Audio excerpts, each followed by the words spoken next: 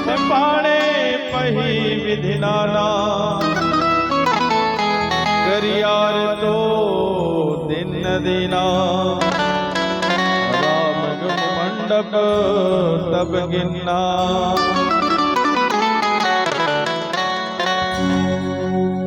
और सुंदर यहाँ पे भगवान जी का विवाह और चारों भैया की विवाह संपन्न हुआ।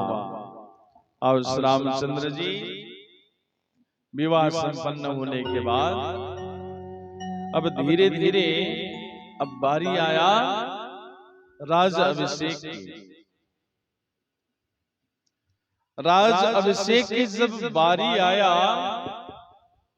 बोली राजा रामचंद्र की क्या बात है। सब हो जाए उसे चेतना आ जाती है। एक होता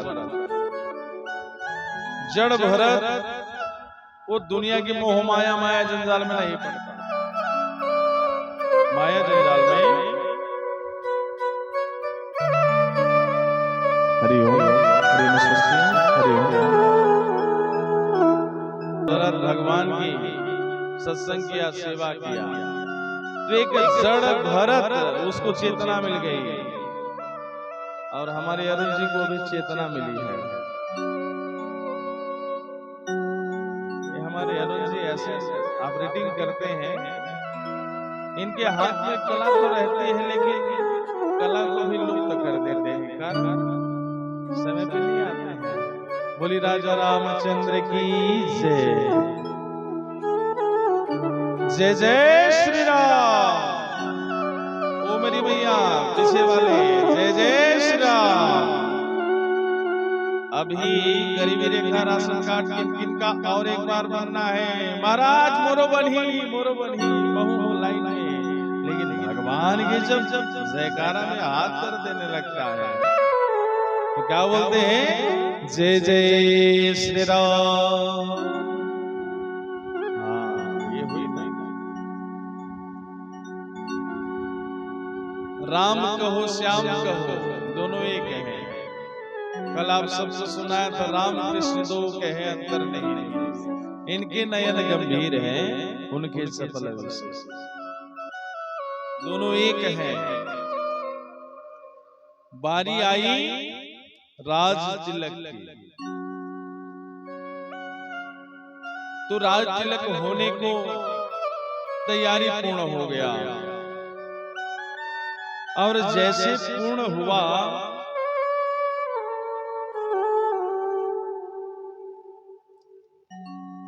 अब पूरे दशरथ जी का यही विचार था कि सबसे बड़े पुत्र को ही उत्तराधिकारी दूं।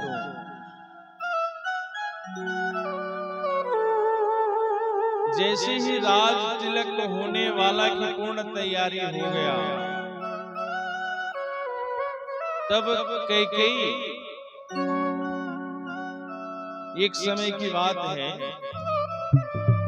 कैकेयी और राजा दशरथ युद्ध में गए थे। तो राजा दशरथ जब युद्ध में गए तो रथ की पहिया की जो किला होता है, वह किला टूट के गिर गया। तो कैकेयी उस किले की जगह अपने उंगली को डाल के, युद्ध तक उंगली को डाल के रख के पहिया को रोक के रख दिया। तो राजा दशरथ जी का विजय हो गया। तब कैकेयी के ऊपर प्रसन्न होकर के राजा दशरथ जी ने कहे कि हे देवी, अब क्या वरदान मांगना है मांगो। तो कैकेयी कहती है कि स्वामी, समय आने पे अवश्य ही मांगूंगी। तब राजा दशरथ जी ने 2 वरदान उन्हें दे दिए थे।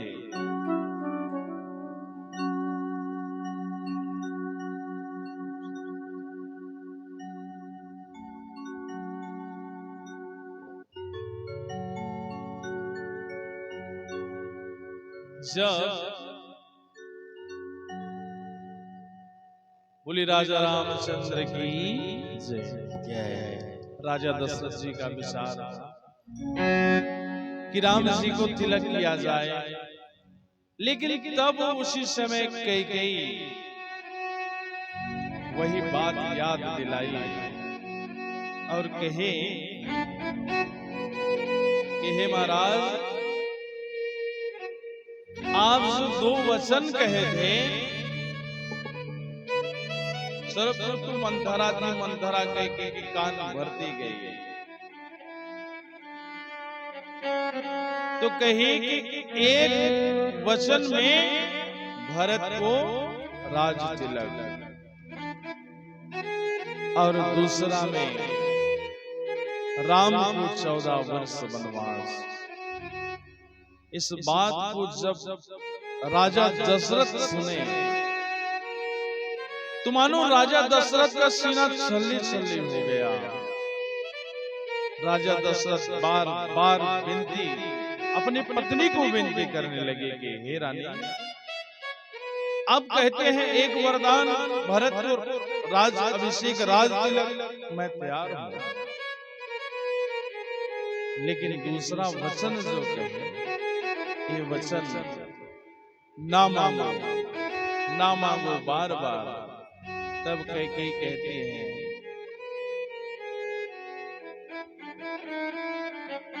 रघुकुल रीत सदा चली आई,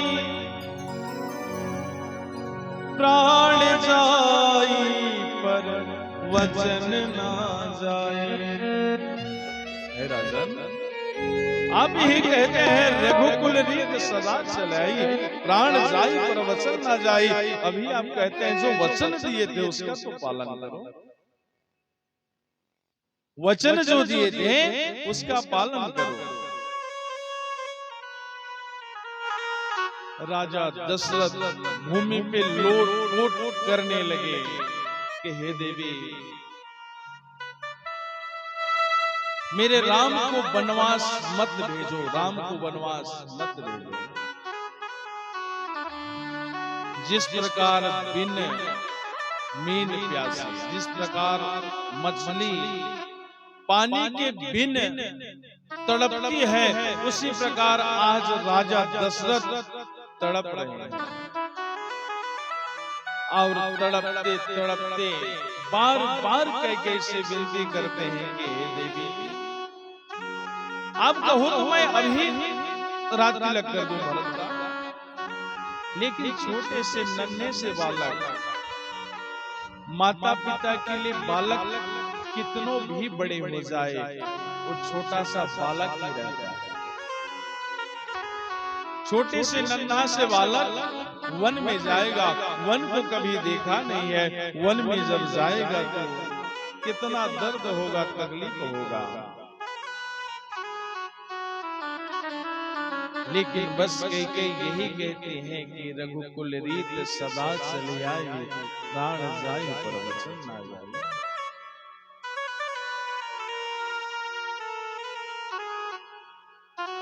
तो मानो राजा दशरथ वहीं भूमि पर पड़े रहे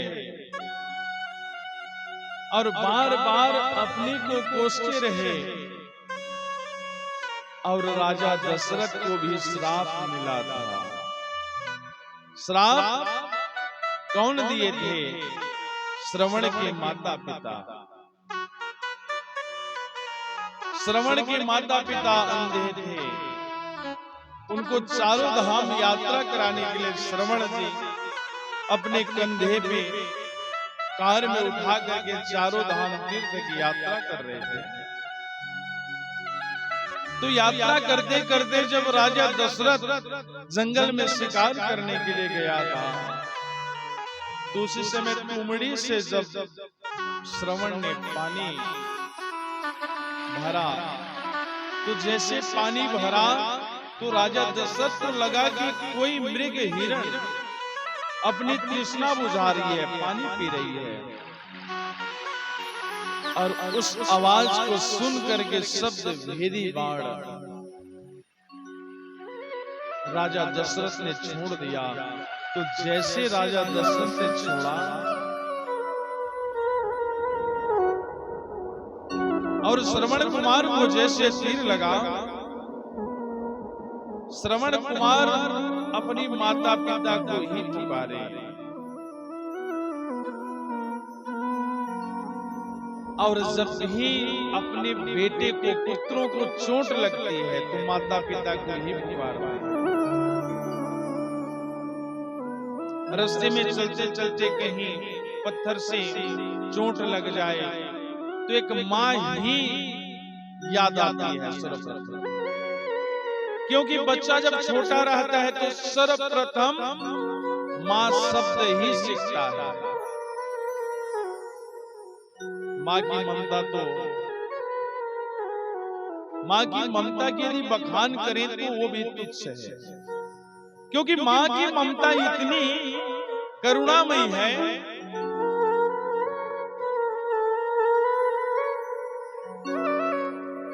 राजा दशरथ जल्दी वहां गया और जाके देखा कि एक ब्राह्मण रक्त अवस्था में उस सरोवर के किनारे पड़ा है। राजा दशरथ हाथ जोड़ करके श्रवण कुमार को क्षमा मांगने लगा, माफी मांगने लगा कि हे ऋषिवर, हे महाराज, आप मुझे क्षमा कर दो, मुझसे अनजाने में गलती हो गई। तब श्रवण कुमार कहे कि महाराज मैं तो क्षमा कर दूं, लेकिन मेरे माता पिता उन्हें प्यास लगी है, यदि उन्हें पानी ना मिले तो तड़प तड़प के मर जाएंगे। आपसे विनती है कि आप इस जल को लेके मेरे माता पिता को दे दो। और प्यारे, जैसे ही राजा दशरथ ने तुमड़ी में पानी को लिया और लेके शर्म से पानी पानी होते हुए श्रवण के माता पिता अंधी अंधा के पास गए और कुछ बोला नहीं, पानी उनके हाथ में रख दिया। तो माता पिता कहे, बेटा श्रवण, तू आज बोल नहीं रहा है। राजा दशरथ चुपके से खड़ा रहा, कुछ नहीं कहा। कुछ ना बोले तो अंधी अंधा अपना पूछे, आप कौन? आप तो मेरे पुत्र नहीं हो। और जो अंधी अंधा होते हैं, भगवान जब आंखों की ज्योति छीन लेती है तो कुछ ना कुछ उन्हें जानने की ज्योति दे देती है। यदि आप सूरदास के पास जाओगे, कुछ बात भी करोगे, आपको तुरंत पहचान लेंगे, तो अपने पुत्र है। राजा दशरथ को विवश होकर के अपना नाम बताना पड़ा, मैं राजा दशरथ। तो कहेगी मेरे पुत्र श्रवण कहाँ है? अब राजा कहे तो क्या कहे, क्योंकि माता पिता को कृष्णा प्यास सता रही है।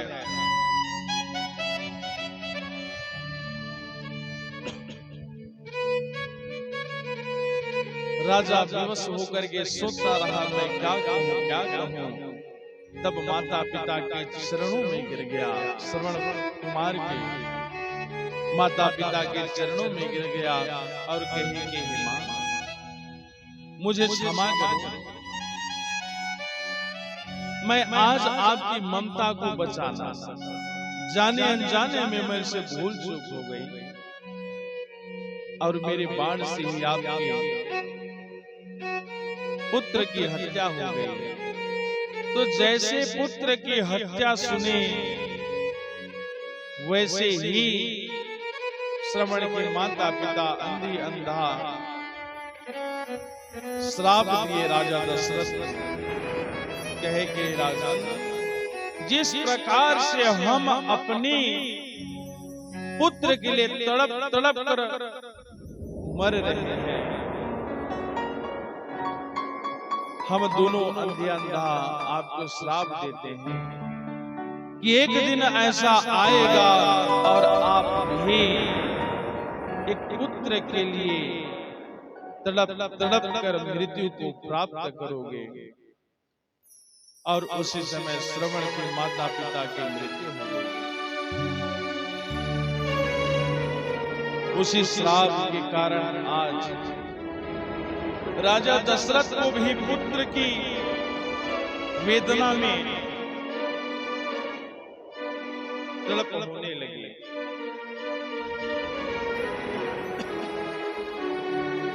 और राम जी जब वनवास राम जी से कहे कैकेयी कि बेटा आपके पिताजी 2 वचन दिए थे, एक वचन में मैं मांगी कि भरत को राज्याभिषेक और राम तुझे 14 वर्ष वनवास। तो साथ में लखन लला भी जाने के लिए तैयार हुए। जानकी भी अपनी जाने के लिए तैयार हो गई, क्योंकि शादी में जब 7 फेरा लिया जाता है तो 7 फेरा में एक वचन ये भी दिया जाता है कि जब भी जिएंगे साथ में, मरेंगे साथ में, सुख हो या दुख दोनों साथ में ही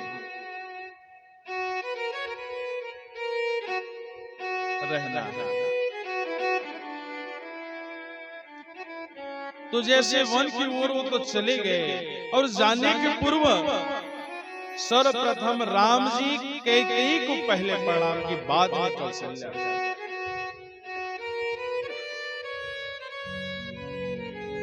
वन को चल दिए।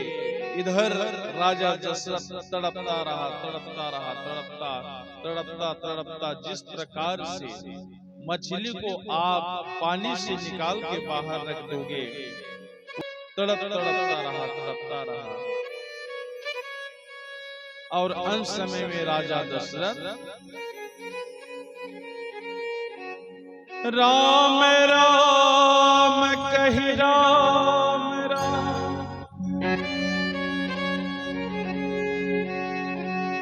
राम राम कहि राम राम कहते हुए राजा दशरथ अपने पंच भौतिक शरीर को त्याग दिया।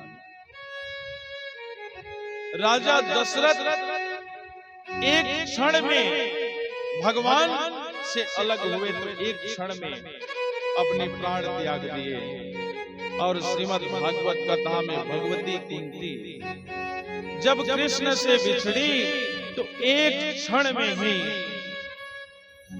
कुंती भी अपने प्राण को त्याग दिया।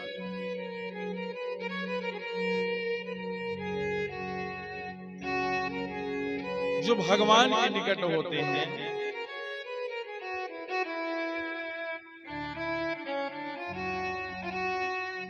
तो मानो दशरथ अंत समय में